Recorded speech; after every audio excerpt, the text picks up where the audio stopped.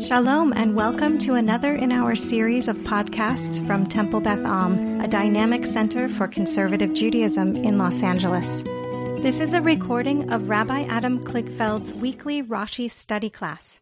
Hello to anyone who might be listening to this asynchronously on the Temple Beth Am podcast series. Welcome, Ilan. We were nervous you were late. I was wondering if you were still in mourning for the game on Sunday, but hopefully a few hours have allowed you to recover. I get a chance at a redo. We're going Saturday night against the Braves in the Bronx, so okay. Hopefully I'll have better luck. Okay. Yes. Hopefully you will. Okay. Let's jump in. We had a bit of a break because of Shemot last week. We did lots of Torah study instead of a little Torah study. And we are on chapter 10 of the book of Shemot. We did the verse and the Rashi on verse 6 last week, and we're jumping into verse 7 as is our wont. I'll read the previous verse to get us started, and then we'll jump in with detail. And again, welcome. For those of you who are on Zoom, we have a new student with us, Jake Shulman, who's starting Ziegler Rabbinical School in the fall. And just to give you some context, Jake, this is a class that I began teaching in October of my first year in the pulpit 24 and a half years ago. Starting with Genesis 1:1. Exactly. And when I moved to LA 15 years ago, we had gotten in 9 years in Monroe all the way up to, but not including Akedat Yitzchak, and I decided to pick it up here. And the reason I'm telling you this is that we joked about it for a second beforehand. There's a lot about the professional rabbinate that is not necessarily directly connected to why one goes into the rabbinate, right? There's meetings and running an institution and fundraising, and those are all important things. But if you don't put something in your calendar regularly that connects you to the original rationale for why you pursue this, the calendar could become an eish ochla. It could just devour everything. So nothing can devour this. And for at least an hour a week, I sit around with Jews whom I love and respect, and I study Torah, and it enlivens me. So whenever you're out of rabbinical school, whatever it is that is your version of this, does not do this, make sure you calendar it. Okay, so let's read verse 6 to remind us. Umalu vatecha ubatechol abadecha. This is the kind of warning that Moshe and Aaron, although maybe it's just Moshe speaking as we looked, are giving to Paro before the plague of Arbeh, of locusts. And they will fill, and this is the end of like a 4 or 5 line soliloquy. They will fill your houses and the houses of your servants, uvatechol Mitzrayim, and the houses of all of Egypt. Asher lo ra'u avatecha, something like, and we're not going to go back and retranslate in multiple layers, but something like such that your ancestors never have seen. Va'avot avatecha, and even your ancestors' miyom heotam al adama, from the day that they appeared in this land, ad hayom hazeh. Vayifein vayetze, back to the singular verb we discussed this last week. He turned, and we discussed vayifein. Does it mean he turned with respect, or does it mean he turned with abject disrespect? Did he walk out achoranit, backwards, showing deference to Paro, or did he turn his heels on Paro? Vayetze, and he left me'im Paro, from Pharaoh's presence. Right, that's where we left things off, and Rashi just showed us that the word velo yuchal. Oh, that was back in verse 5. So Rashi was quiet on that verse. And now we're going to verse 7. Any lingering questions on verse 6? Okay. Rick, do you want to read verse 7, excuse me? Sure. Let's give Rick a microphone. You can even lane it if you want, but that's up to you. Don't encourage. Why don't you lane it to Kohelet Trub, just for the fun of it? Thinking about it. I know he is. All right, go ahead. You whatever you wanted to do. I'm thinking of something witty, but it's not coming. It's early. Okay, verse 7. Vayomru. It should be on the resh. Vayomru avdei Faro elav. Is that too loud? No. Admatai. Wait. Admatai, that's a pashta. Yeah, that's a kadma. Zelanu, it's a pashta. Lemokesh. I don't know why that combination is there, but that's interesting. Shalach et hanashim via avdu Adonai Elohehem. So that's the halfway point. Haterem teda. I want to talk about that. Ki avda Mitzrayim. Good, great. All right, next verse, everybody. No, just kidding. Okay, keep the microphone and translate it, or try to translate it. Okay, and they said, Who they? Avdei Pharaoh. Good. That's the subject. Okay. To him, a love. We don't know who the him is. But what should we assume from the context coming up? Could be Pharaoh. What could be Pharaoh? Okay. Yeah. Ad matai, until when? Right? How long? Mhm. Yeah. He will be third person. Mm-hmm. Or this could be he, could be this, right? Could be an right? Zelanu goes together. This to us, Lemokesh, to the English for the silverman is a snare. Or a trap, right? Okay. We have that in one of the Psalms that we read on Shabbat afternoon. A mokesh is a snare, something that entraps you, right? So, think of like a Venus flytrap closing up or a bear trap holding you down. Okay, how long will this? What do you think are the possibilities for what the referent is for the zeh? The zeh is very generic. Zeh is Moses. Could be zeh him, right? When how long are he you going to was in let the this basket. dude? Okay, what else could zeh be referred to? This God. This God, okay. The whole phenomenon that we're in, the catastrophe, right? So it's actually a wonderfully ambiguous. It's the most ambiguous word in the world. This, right? When you're editing someone's essay and they have an undefined, a this that has no antecedent, that's the first thing you say. You got to clarify this. So we have an undefined zeh here, and it opens it up to many possibilities.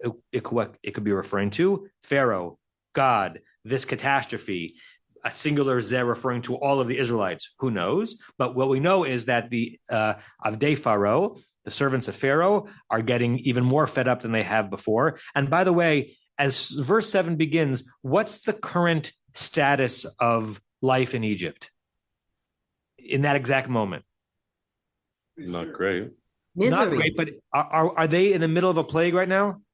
They're not. We're still in the warning zone, right? The previous plague has ended, right? There is a warning about the new plague. In the past, we've seen the servants of Pharaoh express their agitation with Pharaoh once the next plague has set in. This is now pre-plague 8, right? Arbez 8? Yeah, pre-plague 8. And they're saying, are we really going to permit this to happen? Keep going. Shalach et anashim. Send the men.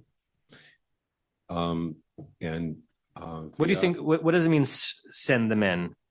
Send out the slaves. They want the slaves to go send them out. Right. It's interesting. It's ha'anashim, because you might think that anashim might refer to Moshe and Aaron, who had just left, particularly if you just peek at the first few words of verse 8, Vayushav et Moshe v'et Aaron, that Moshe and Aaron get sent back. So you might be tempted to think that Shalach et Anashim, the previous verses, kind of send them to come back to you so we can continue this negotiation. Most people understand it to be dispatch the Israelites, let's get them out of here so that we're not trapped by them. Go ahead. We have do that they may serve et Adonai Elohehem, the Lord their God. Interesting that the Torah puts once again into the mouth of the Egyptian servants our name for our God, not just Elohehem, but Adonai Elohehem, the Tetragrammaton. And once again, just the wonderful, endless playfulness between Avdei Pharaoh and Vayabdu et Adonai, right? We are Avdei Pharaoh because we're slaves. These courtiers are Avdei Pharaoh because they're servants, but not enslaved. And we're leaving Avdut in order to enter Avdut, but to be servants of the Holy One. Although here Avdut means probably to worship. Norm, going to say something? Let's get it. Well, hold on, microphone. Let's get a microphone on. No, keep yours, Rick. Let's bring that one down because you're going to keep going. Thank you. With this phrase, the previous phrase about Anashim clearly indicates it's got to be somebody who's going to be in this group that's going to go and worship. That implies that it's all the slaves. Correct. What I was saying is that if you're just reading it phrase by phrase, Shalach et Anashim, the men, you might think it refers to the men who were just referenced, Moshe and Aaron. The context suggests that it seems to be some stand-in for all the Israelites. Okay, so we got to the Nachta. Keep translating. Haterem Teda. Very hard to translate word for word into English. Silverman says, knowest thou not yet? Knowest thou not yet? And what do you think that means in English? Don't you know? Yeah. Don't you know yet? Terem means, morning, Bill. Terem has something to do with beforehand. Before or earlier than or in advance of. We get terem very, very early on in the Torah. That terem yitzmach, right? Before there was vegetation on the land. But it's hard to even know what part of speech it is. It has something to do with, is it a verb? Is it an adverb? Is it just a word, right? Something like, finish off the phrase. Haterem te'da ki avda Mitzrayim. How would you translate it on your own? Don't forget Silverman. Ki avda, I like the avda is echoing avde. I know it's an aleph, not an ayin. That's interesting. Okay, but translate. Ki avda Mitzrayim. That's Egypt, but has perished because Egypt is suffering. I don't know. So to try to turn it into a sentence that makes sense in English, with a microphone closer to your mouth. There's no wrong answer. Just try to put it together.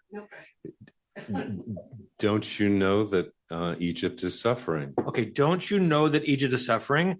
Let's give someone else a chance that gives more body to the terem, the beforeness of it. Marshall, give the microphone. Hold on. Don't you know that Egypt is lost? Don't you know that Egypt is lost? But there's also the word ayin, aleph bet dalet means to be destroyed. Right. Obeyed, but in a PL form. Right. It's a different form. Right. Lehit abed means to commit suicide because it's destroy yourself. Okay, the other hands are on the table. Sue and then Larry, Diane. Go ahead. When I see terem, I think techef, like you're going to know soon enough. That's right or not, but that's what it sounds like to me. Like soon enough, you'll know. And then ki avda Mitzrayim, it's lost. That I'm with Marshall. That's the translation on that. So soon you will know. Therefore, the rendering of terem is we're in the last stage before you're going to really know that Egypt's about to be lost, right? That's how I would render your translation using the force of the word terem. Good. Larry, Diane? So it's just me. Diane is on her way to Seattle to be with her mother who's hospitalized again. Oh, I'm so sorry, Larry. It's me and Izzy. I hope he'll be okay to let me say this. I'm going to give you the translation in a second. I'm going to go to Aryeh Kaplan, but Sorry, hold on one second. Everyone hear him? No?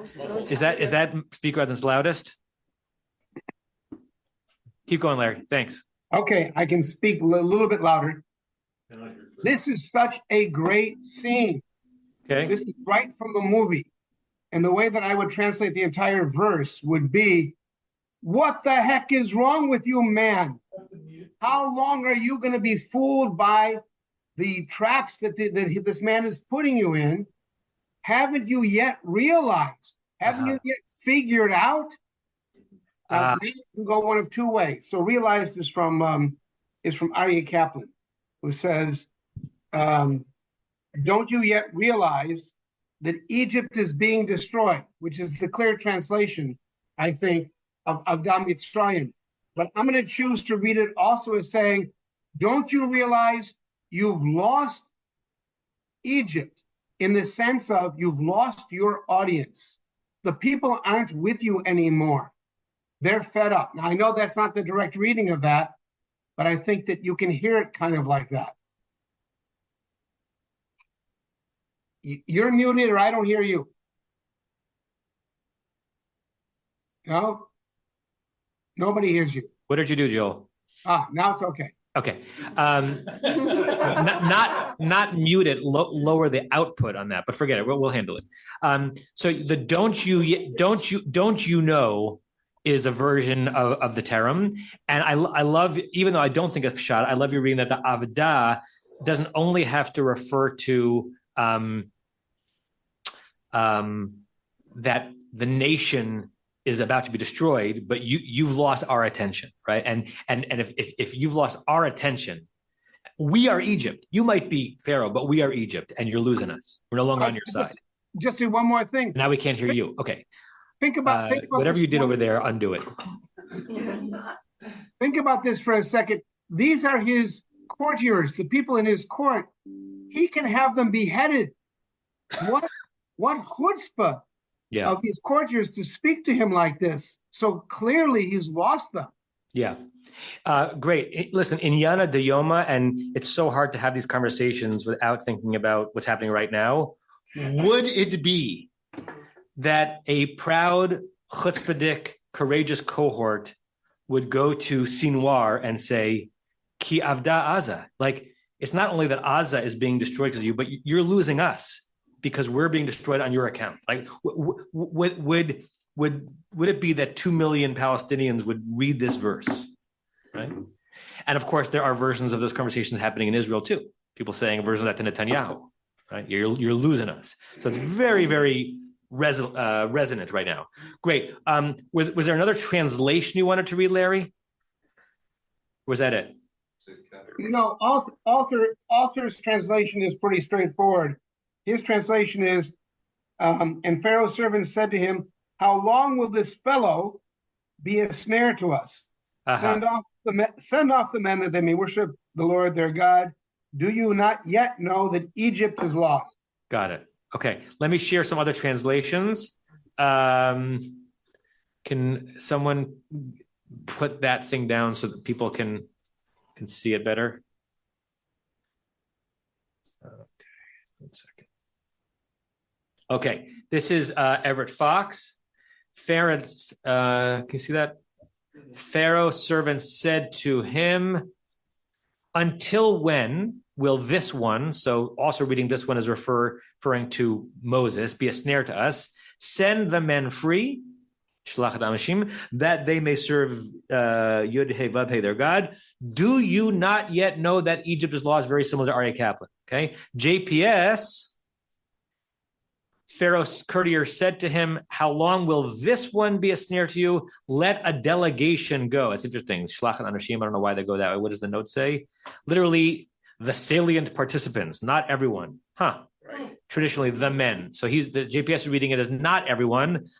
Let a dispatch a few to go intercede with their God, go to worship their God. Are you not yet aware that Egypt is lost? Korin. And Paro's servant said to him, how long shall this man be a snare to us? Let the men go, that may serve their God. Knowest thou not that Mitzrayim is destroyed? And let's just look at the interesting one. What's his name? Where is he up there? Charles Kahana. Then Pharaoh's official said to him, how long shall this man be a snare for us? Let the men go, that they may serve the eternal, their Almighty. Do you not know that Egypt is ruined? So I would say these translations all seem to be very much in line with each other, which is particularly interesting because we're about to read Rashi and then other commentators who diverge a little bit, right, in terms of making sense of what Terem does in the verse. Okay, Barry, and we'll go back to Rick for the Rashi. Let's get Barry this microphone.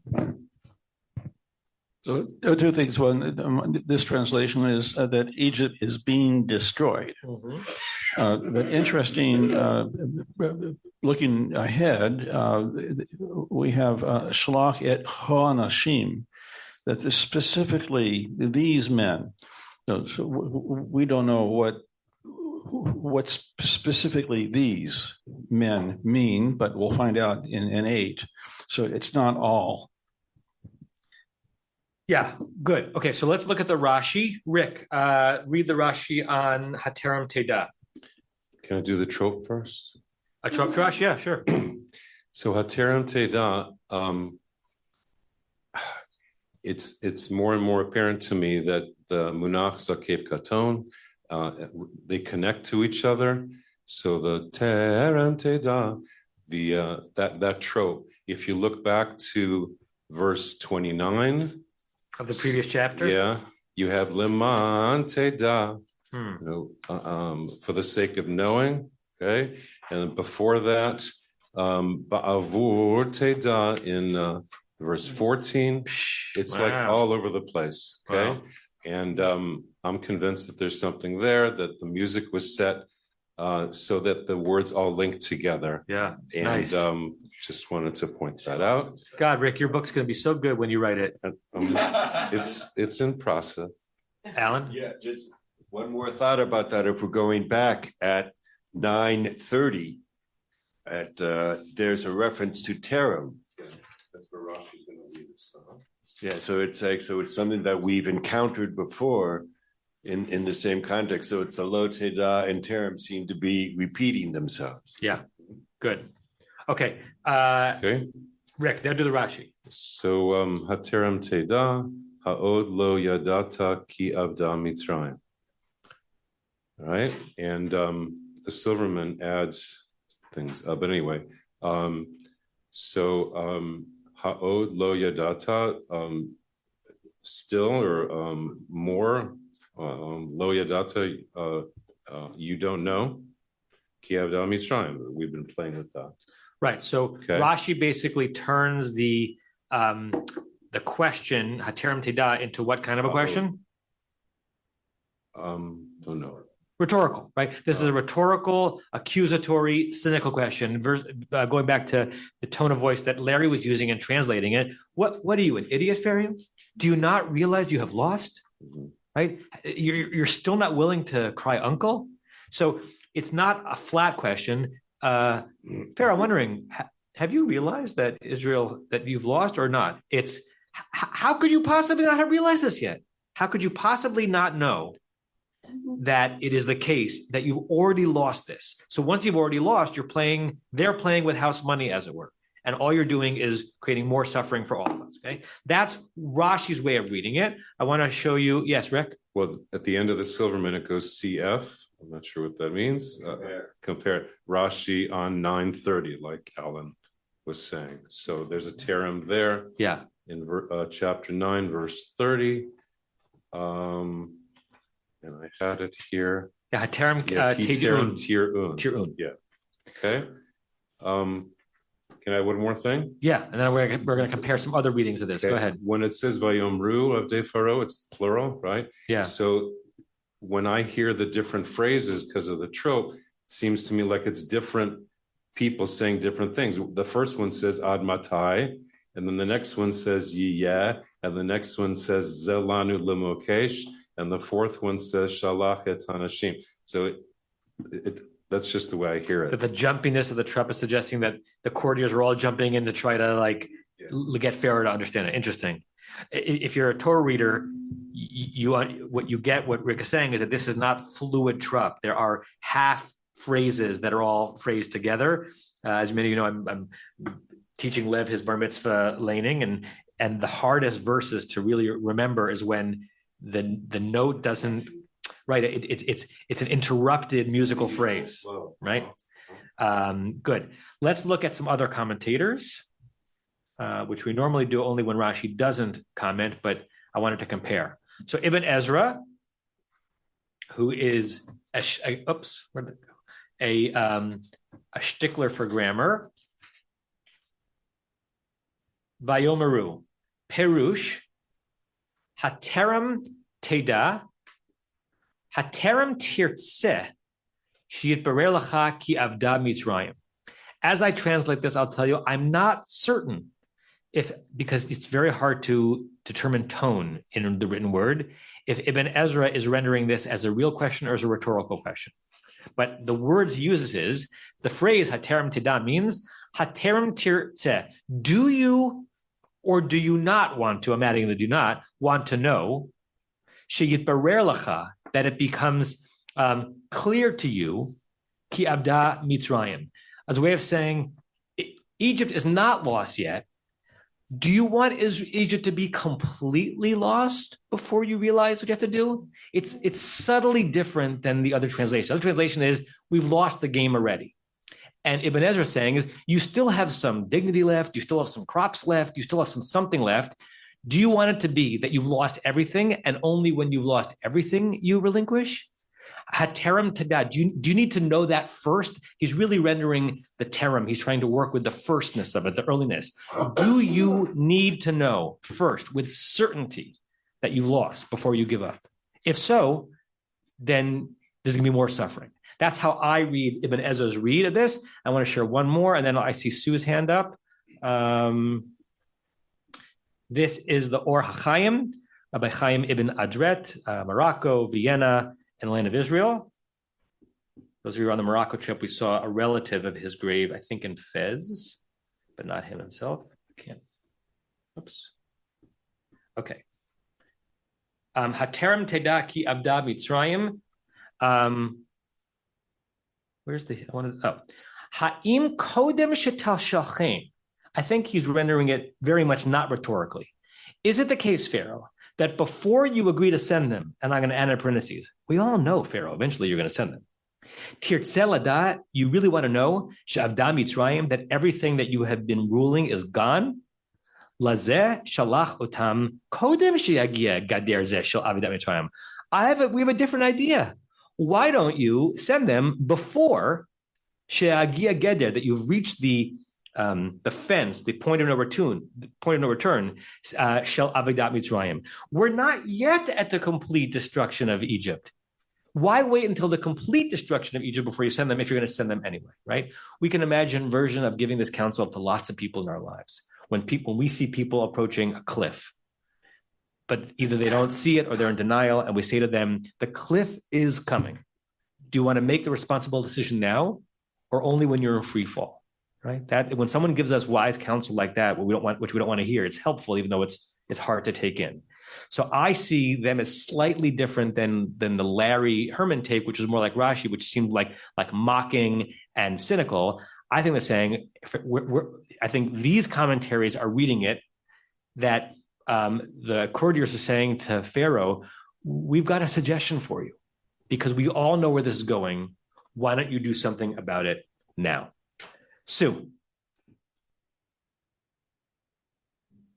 I mean, I know that we just said it, but I'm just sitting here in a soup of the Torah talks about things that are so current. And I know we've said it once, but I feel like we could be having this conversation about today, yesterday, and tomorrow. Yeah. About Egypt and about, sort of about what we're all living through again. It just seems so poignantly, current. Yeah. I don't know. I'm just really thinking about it. It's like, well, don't you know Egypt is lost and let the people go? And I just can't get over it. It's profound. Yeah. Well, human nature recapitulates on itself, and there have been eras and as you all know, military strategy and history is not my area of expertise, but we all have thoughts on things. There have been moments in human history where it's understood that the only way a conflict ends is for the loser to surrender unconditionally, right? There's no modern Japan without the unconditional surrender of Imperial Japan. There's no incredible modern Germany, an incredible state, without the unconditional surrender of Nazism, right? But there are certain conflicts that seem to be suggested that pushing towards an unconditional surrender is not the moral way or not the accepted way to go forward. And yes, Pharaoh does not want to unconditionally surrender here, and therefore his people are going to suffer more, and he's personally going to suffer more. Philosophers and military strategists can hash that out, but it is indeed the case that some enormous good in the world has only happened because of an utter destruction of an intractable enemy to allow there to be goodness grown in that spot. Marshall, Barry, Rosemary. Two more points that Alter makes that add additional perception to me. He takes us back to verse 3, where we have the word ad matai meyanta le'anot mipanai, ad matai, until when? Right, which is in Moshe's words. Right. And here in our verse here, we have, again, ad matai yezilanu mokesh, until when? So the same word. So Moses is Moses, right? Yeah. And if you don't understand me as Moses, how about the courtiers now? What they're going to say? Yeah. Same thing. Right. Or we see a transition that Pharaoh's people are now echoing God's people. Right. Yeah. Right. Good.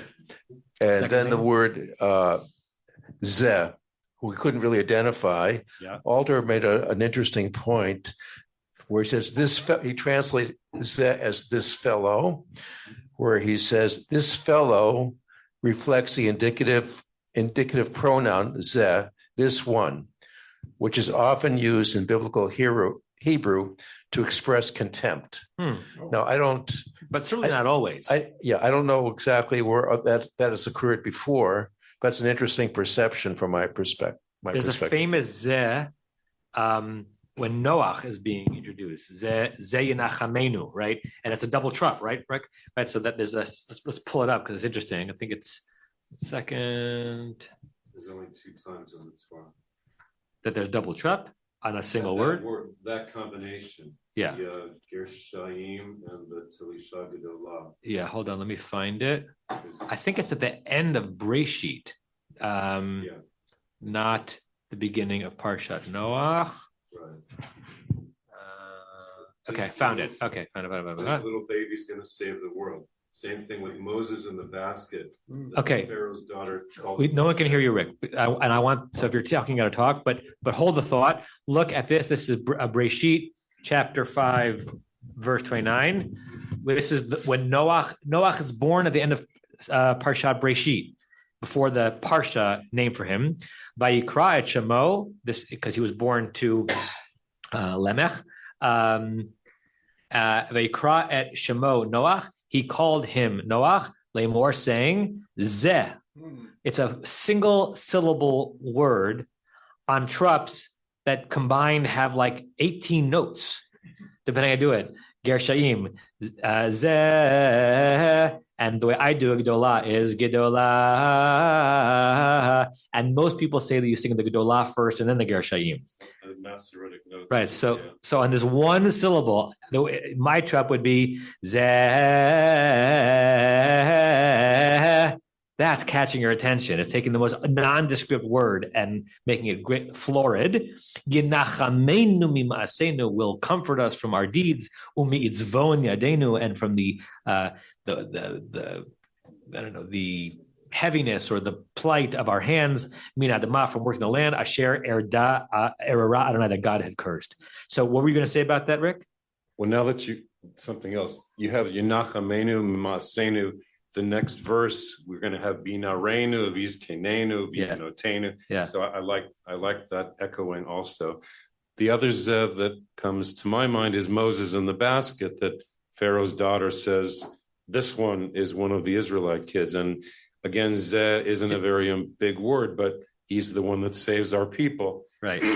So there the trope isn't much, but it's just the same word that even a Zeh can be very, very important. Yeah, correct.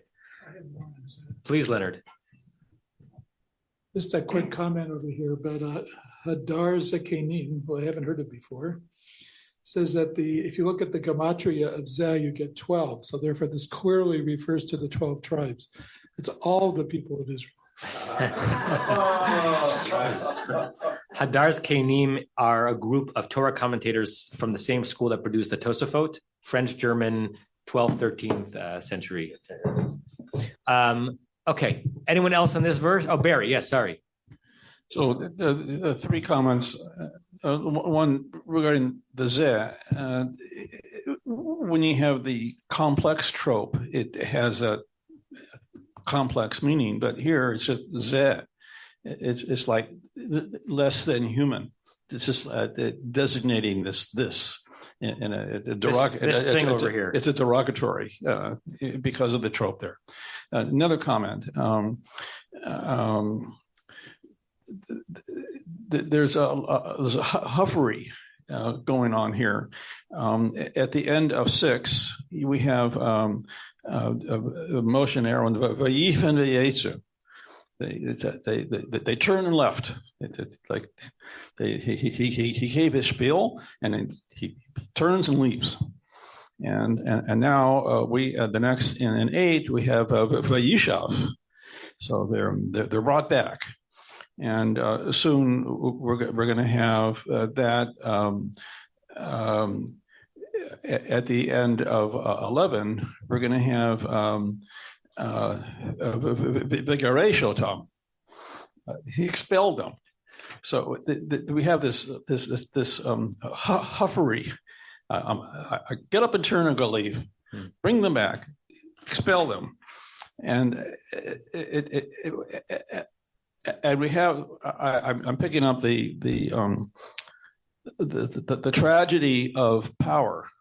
That one it's almost like a drug addiction, and as one knows, trying to advise someone who's going towards the cliff in drug addiction, they don't see, don't hear, we can't respond, and the one in power cannot see what's evident in front. Yeah. Thank you. Oh, Rosemary, thank you for reminding me. And then I want to look at one of the words that Onkelos uses in this verse. Then we'll go to the next verse. I just came from a trip, and I think my experience is for today, because I met two people who, from grandfathers, they got a very big heritage, and all the brothers are fighting together. They have already two of the brothers have died. Now the grandchildren are fighting, and they have spent millions of dollars. And the only daughter, which was there, she's also at age. And I was saying, why don't you give up and just live your life? They have enough money. They have paid really millions to attorneys, and they have nothing in their hand, and they won't have. And I think it will go to great grandchildren. So as Barry said, I don't think it's power. I think it's ego problem. When people go to ego, then it's not important what they are fighting. It's the aim is important. They want to win. And I have just one question. When Moses first went to Pharaoh, did he say he wants to go one weekend to pray for God? We're going to get into that coming up, because there's a building sense of candor that's being unveiled little by little as to why it is he's asking the Israelites to leave. Originally, it's a very humble request. So far, Moshe has not said, let us go so that we can go to the land of Israel and never come back. That's not been said at all. And there's a commentary by the Kasuto that we'll probably not get to next week, which will kind of build out this sense of like hesitant negotiations between people of power. Pharaoh has all these free people working, so he's afraid to leave them, and then every work will stop. Most slave owners don't want to imagine how hard their lives will be without the slaves, right? Okay, I want to do one more. Norm? And most slave owners and other oppressors assume and believe that the oppressees or enslaved people will do to them as has been done to them. Yeah. And are very surprised if it doesn't happen. Which is poignant to speak about today on Juneteenth, right? The day the message got to the slaves of Texas, and the formal proclamation said something like, you're free, and we encourage you to continue working as laborers, right? And I think implied, I mean, I'm not a scholar of Juneteenth, but I've studied a little bit about it. I think part of this was saying, number one, resist the urge to take vengeance, right? And start joining the economic system of this country, and you're going to need some income, right? I'm thinking of that really poignant scene at the end of Schindler's List, right? When the war is over and Schindler is addressing all the Jews in his, wherever they were in the Czechoslovakia, and he brings in all of the German soldiers, and they're standing above, and he says to them, the war is about to be over. These men are defenseless. Shoot them down if you would like. No one can stop you. Or put your guns down and go back to your families like men. And the message also to the Jews is, right, you can choose to take revenge on them or go build your life afterwards, right? It's an incredibly sensitive moment when the one who's been oppressed is freed, right? So to discuss this notion of what Pharaoh imagines will happen to him after he frees the slaves on Juneteenth is really Torah appropriate or date appropriate Torah. I'm going to send a video out to the congregation later today. We, for the first time, I decided that we did not say Tachanun today in Minyan because of Juneteenth.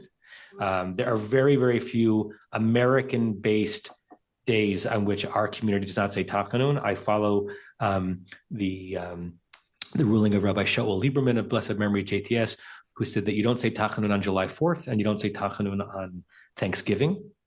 And Tachanun is a day where it's a prayer that you don't say if there's even a little bit of joy attached to it, right? And usually that joy is commanded by the lunar calendar. But he said we are grateful residents of the United States of America on the day that this country was established. That's enough civic joy for us to hold back from Tachanun. And he extended it to Thanksgiving. Back then, Thanksgiving was not really as fraught as it might be in some parts of our societies. That this is a day of the beginning of our nation, and the way Juneteenth is really being understood right now as kind of a second independence, right?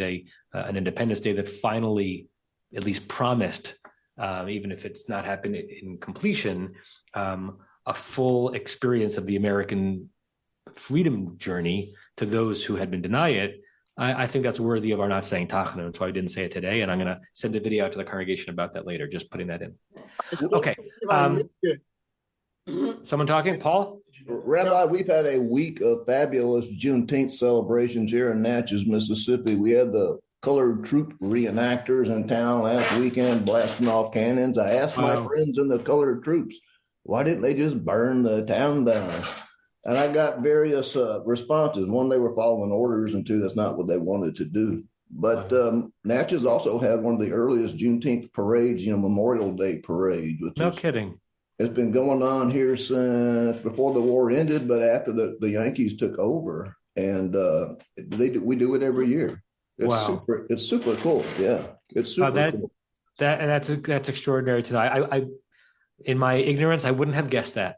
So that's really interesting to know. The town is shut down tight today. There's no cars on the street. Yeah. Wow. Right. Wow. It's been a big deal here. It's been a big deal here.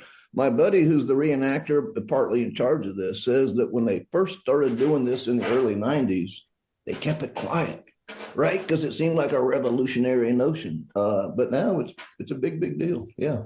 Wow. Thanks for contributing that, Paul. That's great.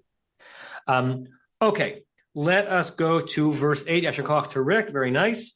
Only took us 43 minutes through the verse. Not bad at all. Let's see. Whom have we not heard from? Alan. We heard from you a little bit, but we like hearing from you. Read the next verse. Verse 8. Where's the mic?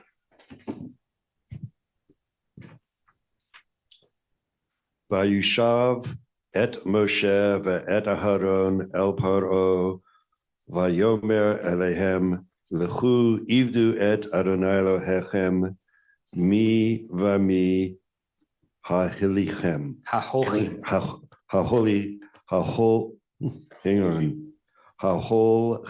Right. I'm glad you're the one translating, because you are very alert to Hebrew grammar, which means that as you try to translate this verse, you realize how hard it is to translate. Okay. Oh, I forgot Hold on. Remember, I was going to do one thing on the previous word. Hold on a second, everyone. Hold that thought, Alan.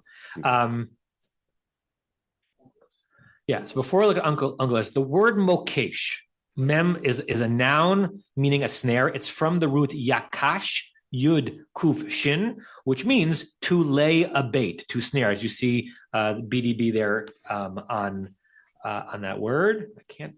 There it is, right? Possibly related to kosh and nokesh. So the Hebrew is very clearly about a snare. It's interesting. Uncle translates mokesh as takala. Do you see that? Imata yehi din lana latakala or latakla. How long will this one be a takala? What the takala means in Aramaic is interesting because it's more possibilities than what mokesh means in Hebrew. Okay, which means that it's interesting why Uncle chose it to translate it this way. Look at Jastrow on takala. Now, it may be that this is a lot much ado about nothing, and this that even if takala means more things than mokesh, it's also the best translation of mokesh into Aramaic. But takala, you'll see here from the root takal, cannot just mean snare. That's the fourth translation given here, or the third, but a stumbling block or an offense. right? A stumbling block is very different than a snare, right? And an offense is very different than a snare. So by Onkelos translates a takala, it opens up the possibility that what his courtiers are saying to him is not just how long are we going to let this one trap us, but how long are we going to let this one get in the way of what we actually want to do, which is just to be a thriving nation, right? Or how long are we going to let this one offend us? And the only way to end the offense is not by defeating them, because they can't be defeated, but by releasing them. Jake, let's give the microphone. Alan, I know you just got the microphone. You got to give it up. With the Aramaic of stumbling block and snare, there's something about the physicality there of what happens when you're trapped in a trap. You're going to struggle. Yeah. And it's like, how long will we struggle? And theoretically, and the more you struggle in a certain kinds of snares and traps, the tighter it gets. Nice. Very nice. Yeah. So like there's finger torture, right? The more you pull, the more you're stuck. Marshall, and then I promise Alan will get a shot. The translation, which I pulled out Safaria, is interesting to me. How long will this man be a menace? Yes. That's the translation of the Onkelos or the translation of the Onkelos, yes. Menace. Menace, yeah. That's what I asked. Interesting. Okay, Alan. Wait, I want to. Well, then let me interject something from before, because we were talking about litigation. Now you're paying me back. That's right. That's right. What Rosemary was saying. This is one of the favorite things that I learned, that litigation is always about principle. Sometimes it's spelled P-L-E, sometimes it's spelled P-A-L. Yeah. But it's always about principle. Yeah. All right, translate. A great line. All right. Vayishav, and Moses and Aaron were returned.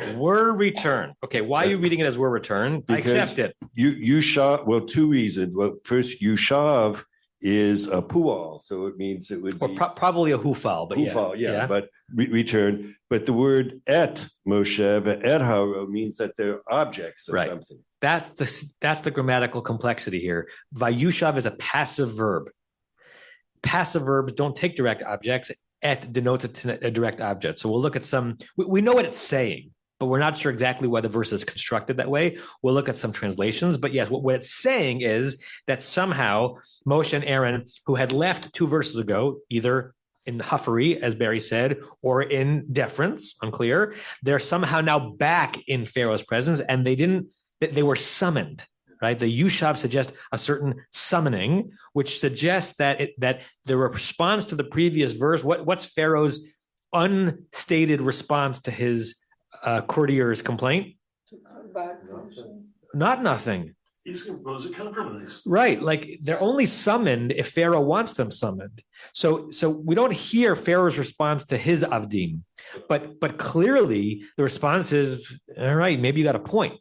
Maybe I should bring them back into my presence. Okay, so they were returned El Paro. Yeah, they returned to Pharaoh, and Vayomer, and he said, presumably Pharaoh said to them, "Go and worship your God. Worship God. Adonai Elohim, your God." And then me, and he says,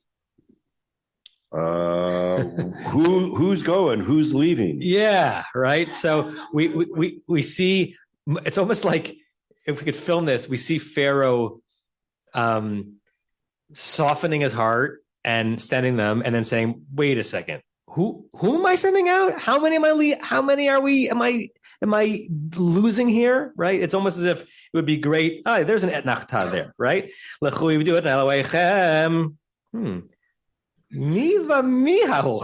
Right? You could read it that way, or you could read it straighter, like this request that you're making, right? Whom are you requesting? I'm dispatching. Let's look at some of the translations. Where's that screen? I have too many things open. My kids make fun of me that I keep too many tabs open. Okay, there you are.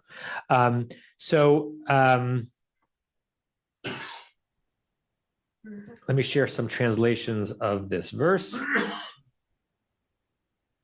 What verse is it? It's verse The end of 8. End of 8. Okay. Plus has Azlin. Is that Azal is just the Aramaic for halach. Yeah. Okay. Okay, so let me share this the screen. Okay, since the Kahana one is up, we'll start with that one. So Moses and Aaron were brought back to Pharaoh, Hufal, and he said to them, "Go serve the Eternal, your mighty!" Exclamation point. And then he sort of read it the way I was suggesting before. But who exactly is to go? Wait a second. What am I agreeing to? I agree, but what am I agreeing to? Okay. JPS.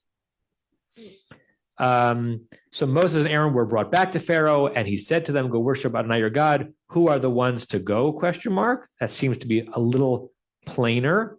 Everett Fox. Moses and Aaron were returned to Pharaoh, and he said to them, "Go serve Adonai your God." Who is it? Who is it? Because Everett Fox always tries to make sense in English, even if it's clunky English, of redundancies or repetitive in Hebrew. His note, Pharaoh qualifies his approval with conditions that would go. So rather than who is it, like curious, who am I sending? But okay, I'm relenting a bit, but I'm relenting with terms. Who is it now that you're asking? Because I might not say yes to everyone that you're asking. Rick, you seem eager. It could have said mi hahochim. So the extra, it's asking us to, what's the second vami for? Good. Larry, do Kaplan or your other one? No, he has the other. He has two. And sorry, Alter. Oh, you do Alter. Okay, yeah. So they have something similar. Alter just says, just who is going, just. So there's that interjection. And Kaplan is almost exactly like, I don't remember who was the first one you had, just inverting the words. He says, but exactly who will be going. Exactly who will be going. Let's be clear what I'm actually agreeing to. And I think you can also read it almost in a comedic sense. Like the Pharaoh's the buffoon here. He's been convinced by his courtiers to let them go, right? And he says, wait a minute, who's going? Yeah, right. Rosemary, let's give her the microphone. I think the importance of this sentence is that it shows the first time Pharaoh realizes Moses has power. He gives him the importance, because at the beginning when he went, this was the question he should have asked, who is going? It's sometimes we listen to people, but we don't hear them. Yeah. So now hear him. Yeah. I remember the first time in my life I thought about the difference between hearing and listening. Just the very end of Fiddler on the Roof, when Chava comes back to say goodbye to Tevye, and Huddle, I think it's Huddle who says, no, Huddle's gone already. Seitel or someone says, he won't listen to you, and Chava says, but at least he will hear me. Right? I remember I was probably 9 years old. I was so moved by that line, and as a child, trying to figure out whose side am I on in that argument, right? Because as someone raised in a Jewish home, and I didn't know the vocabulary, but very much in believing in endogamy, I was behind Tevye's righteous indignation that how dare you. And then poor Chava is saying he may not listen, but he can't stop his ears from hearing me. Sometimes we hear without listening for a reason, and sometimes we're just being stubborn. Renee. I just wanted to read Saperstein's translation is, so Moses and Aaron were returned to Pharaoh, and he said to them, go and serve Hashem, your God.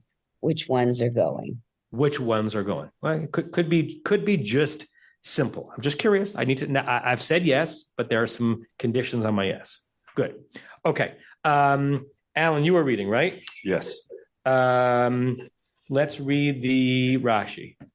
Vayushav Hushvu al Yedei Shaliach. שכחו אחריכם, אחריהם, והשיבום אל פרעה. Okay. Well, as you're translating, I want people to think we almost always assume that Rashi is saying something of significance. He's usually not just clarifying a grammatical point. We impute to Rashi that there is sermonica behind it. So as you read Rashi, try to be Rashi on Rashi, like not only what he's saying, but why is he saying what he's saying? And is he doing anything more than just clarifying an oddity in the grammar? Is there some way in which his understanding of the verse changes our sense of what's happening in the scene? Go ahead.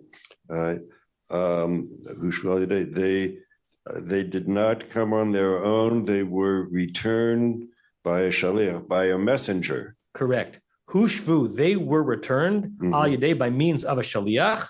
Yeah, that the Egyptians had sent after them. Right. It's interesting to shalchu acharehem and not sheshalach acharehem. Rashi's reading it as they, Moshe and Aaron, were returned by means of a single shaliach who was sent by a plurality of people. It was not that Pharaoh dispatched the shaliach, but some combination of the leaders in that room sent.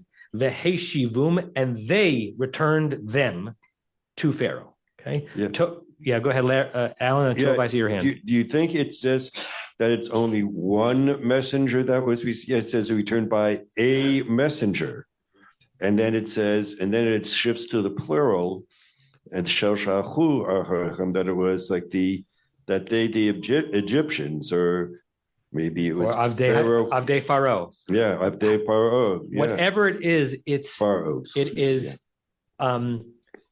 it's expressing a certain understanding of what happened in the next paragraph between Pharaoh and his servants after they complained to him. Something happened there that got Moshe and Aaron to come back, and the way Rashi is rendering it is whatever happened is that. Obviously, Pharaoh had to agree because the servants aren't doing that on their own authority. But somehow his agreement leads to a plurality of people sending a single shaliach to bring them back. Tova. But that means that what we're seeing is for the first time, the Egyptians are becoming the petitioners. And because they said a single person, therefore it's not a threat. They didn't send troops after them to bring them back. And now a plurality via a non-threatening messenger is petitioning them to come back. Interesting. I beg you. Jake, was your hand up? Yeah, the only thing that in the last verse where you're seeing Pharaoh, Avdei Paro, come to Paro with, as we talked about, maybe some insolence, maybe some condescension. Don't you know? Rashi is picking up on that, where it's like they also potentially maybe sent the messenger, and there's not a time frame here. Maybe they sent the messenger as they're talking to Paro. They're interesting. Like, go get them. We're gonna need to keep negotiating. So that they are really kind of asserting some control in Pharaoh's court, somewhat insubordinate. I mean, if we think about other times that we interact with royal courts, think of like the story of Esther. There's like a level of the courtiers have their own agency. Yeah. And beyond the power of the King of Kings. Yeah. Let's end. I'm going to share the screen. I'm going to share with you a super commentary on Rashi. This is the Gur Aryeh, the commentary of the Maharal of Prague on Rashi's commentary, which we sometimes look up when we're trying to be Rashi on Rashi. Is it big enough on the screen? Hushvu al yedei shaliach. So that's a quote not from the verse, but from Rashi. Shekain lashon vayushav. The language of vayushav is al yedei acharim. It is by means of others. His way of saying it's passive. Uma shetzarich lahosif. Why would Rashi have needed to add the phrase sheshalach acharehem vahoshivem el paro? Once Rashi has said that hushvu, that they were returned, why does Rashi need to add the phrase that they were returned by means of a shaliach who was sent, who returned to the Pharaoh? Kedei litakein milat et, in order to resolve, fix this word et, which we know insinuates a verb and a direct object. And it's very hard to do that in a passive phrase. In order to fix the phrase et Moshe v'et Aaron, that Moses and Aaron were the objects of some active verb, but there's no active verb in the verse, shelo yitachen achar milad vayushav. Et doesn't make sense after vayushav. Ulafichach peresh sheshalach acharehem v'hoshivem el paro. So Rashi is basically saying, I'm going to translate this or render this in a way that makes sense both of the passivity, they were sent back, but the activity, they were sent back by a messenger who went and brought them back to Pharaoh, right? So Gur Aryeh wants us, the reader, to know that Rashi doesn't not know grammar. And the reason why Rashi says both of those pieces is to make sense of the passive part of the verb and the direct object part of the verb, okay? Endless tunnels of possible meanings. With that, we will say shalom. Have a good week, everyone. We'll pick up here next week. Great to have you in the class, Jake. You're welcome at all summer and at all times. And goodbye, all.